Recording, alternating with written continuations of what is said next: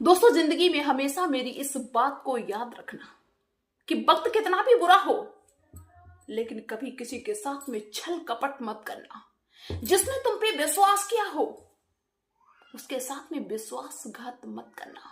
अगर आप पूरी शिद्दत के साथ में, पूरी ईमानदारी के साथ में मेहनत करते हैं तो कामयाब होने से आपको कोई रोक ही नहीं सकता है, क्योंकि सारी कायनात लग जाती है उस चीज को देने के लिए जो आपको चाहिए है। बस अपने अंदर छल कपट को घर मत करने देना। तो आइए हम आपको आज एक ऐसी स्टोरी सुनाते हैं जिसके चलते आपको सब कुछ समझ में आ जाएगा कि हम आपको क्या बताना चाहते हैं। दोस्तों, एक समय की बात थी।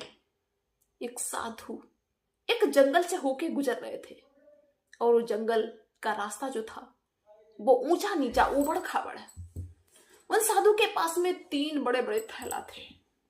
उन थैलों में इतना वजन था कि वो साधु चल नहीं पा रहे थे, बहुत ज्यादा परेशान हो रहे थे, पसीने से तरबतर थे। लेकिन फिर भी जैसे तैसे वो कदम बढ़ाए चले जा रहे थे। सोच रहे थे कि भगवान मेरी कोई मदद कर देता तो मेरा जो रास्ता है ये और भी ज्यादा आसान हो जाता है। जब वो साधु आगे बढ़ते चले जाते हैं तो देखते हैं कि आगे कुछ लोग अपने जानवरों को चरा रहे हैं, भेड़े हैं, जानवर हैं। तो सोचते हैं कि शायद यहाँ पे मेरी कोई मदद कर दे। वो साधु आगे बढ़ते हैं तो एक नौजवान युवक साधु को मिल जाता है। कहने लगता है कि बाबा जी, आप तो बहुत ज्यादा थक चुके हैं, तुम कहो तो हम आपकी थोड़ी सी मदद कर दें। साधु खुश हो जाते हैं, कहते ठीक है बेटा, मेरी मदद करना तो बहुत अच्छी बात है। साधु जी कहते हैं कि बेटा, मेरे पास 3 थैली हैं, एक थैली आप ले लो तो मेरे लिए बहुत ज्यादा ये रास्ता आसान हो जाएगा और हम आराम से चल पाएंगे। वो नौजवान युवक कहता है ठीक है बाबा, हम आपकी एक झोली को लेके आपके साथ चलते हैं ताकि आपको थोड़ी सी राहत मिल जाए। कुछ आगे तक वो नौजवान चलता है। इसके बाद में बाबा जी कहते हैं कि बेटा, अगर तुमको गलत ना लगे मेरी एक थैली और ले लो। मेरे पैर बिल्कुल भी काम नहीं कर रहे, बिल्कुल भी मुझसे चला नहीं जा रहा है, मेरी और भी ज्यादा हेल्प हो जाएगी। वो नौजवान युवक कहता है कि लाइए हम आपकी दूसरी थैली भी ले लेते हैं।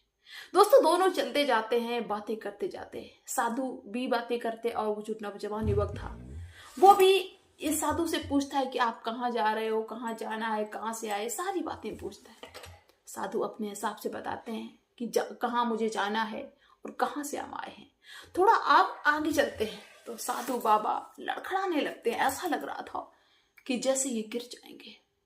वो नौजवान कहता है कि बाबा जी, आप तो बहुत ही ज्यादा थक रहे हैं, लाइए आप मुझे अपनी ये तीसरी झोली भी दे दीजिए। आप अकेले चलिए, आराम से चलिए, कुछ भी लेके ना चलिए। आपकी तीनों ये झोली हम आपके वहां तक पहुंचा देंगे जहां आपको जाना है। बाबा जी बहुत ज्यादा खुश हो जाते हैं। साधु जी कहते ठीक है बेटा, ले लो। दोस्तों, उस नौजवान ने तीनों झोली ले ली और झोली इतनी बचनीली थी कि वो नौजवान युवक भी थकने लगा। वो पूछने लगा कि बाबा जी, इन झोलियों में ऐसा क्या है जो इनमें इतना सारा वजन है, और इतना सारा वजन लेके भला आप क्यों चल दिए अकेले? आपको मालूम नहीं था कि रास्ता इतना कठिन है, कैसे आप पहुंच पाएंगे? तो वो साधु जी कहते हैं कि बेटा क्या करें, इनमें चीज ही ऐसी है कि इसको कहीं हम छोड़ नहीं सकते थे। नौजवान कहता है कि इसमें क्या चीज है? तो साधु जी कहते हैं कि बेटा, एक झोली में तांबा है, एक में सोना है, एक में चांदी है। जब उस नौजवान युवक ने सुनी ये बात तो वो चौंक जाता है कि देखो, बाबा जी इतना धन लेके और ऐसे इस जंगल से निश्चिंत होकर गुजर रहे हैं।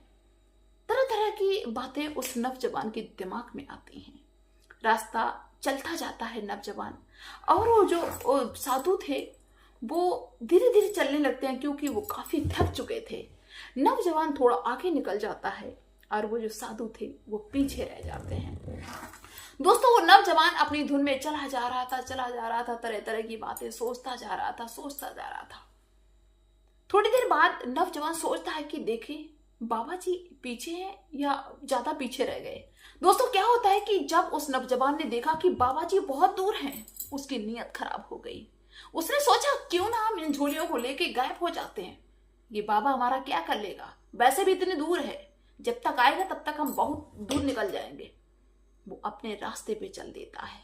लेकिन जब उसका घर थोड़ी ही दूर पे रह जाता है, वो सोचता है कि चलो अब तो माला माला हो ही गए, अब तो मेरी जिंदगी बन गई, करोड़पति बन जाएंगे, बहुत बढ़िया, भगवान ने आज मेरी सुन ली। लेकिन एक बार चेक कर लेते हैं कि इसमें कितने मोहरे असर पिया है, कितना सोना है, कितना चांदी है।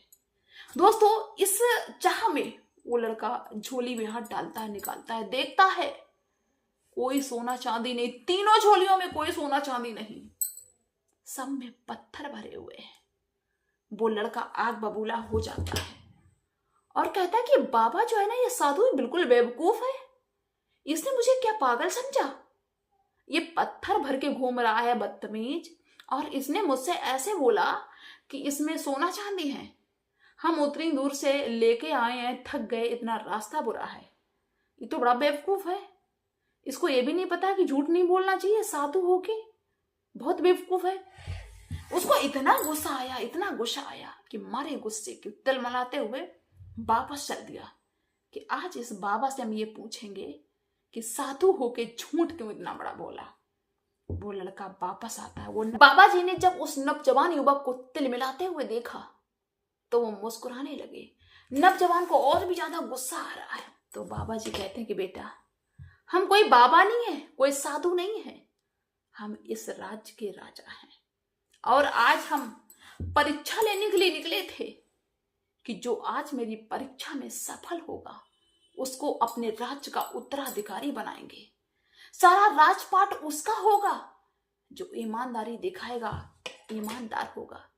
इसीलिए मैंने तुमसे कहा था कि इसमें सोना और चांदी है। हम देखना चाहते थे कि तुम्हारी ईमानदारी कहां तक चलती है, लेकिन तुम्हारे अंदर खोट है, लालच आ गया, तुम्हारी नीयत खराब हो गई। मुझे देख के कि ये बाबा पीछे रह गया, ये मेरा क्या कर लेगा। अगर तुमने लालच आज ना किया होता तो मेरा सारा राजपाट तुम्हारा होता, तुम राजा बन जाते। जब उस नौजवान ने ये बात सुनी तो उसको तो ऐसा लगे कि काटो तो खून नहीं। इसके बाद में जो भी वो दाढ़ी वगैरह लगाए हुए थे राजा, वो अपने असली वेश में आ जाते हैं। वो पैरों पे गिर जाता है, बार बार माफी मांगता है कि मुझसे भूल हो गई, मुझसे गलती हो गई। लेकिन बाबा जी ने कहा कि कोई बात नहीं बेटा, 100 में कोई ऐसा होता है जिसके अंदर लालच नहीं होता है। अगर आप पूरे लगन और विश्वास के साथ में, ईमानदारी के साथ में मेहनत कर रहे हो तो सफलता आपको मिलके ही रहेगी, बेशक टाइम कितना भी हो जाए। अगर ये लड़का लालच ना करता तो इसको एक बड़ा सा राज मिल जाता।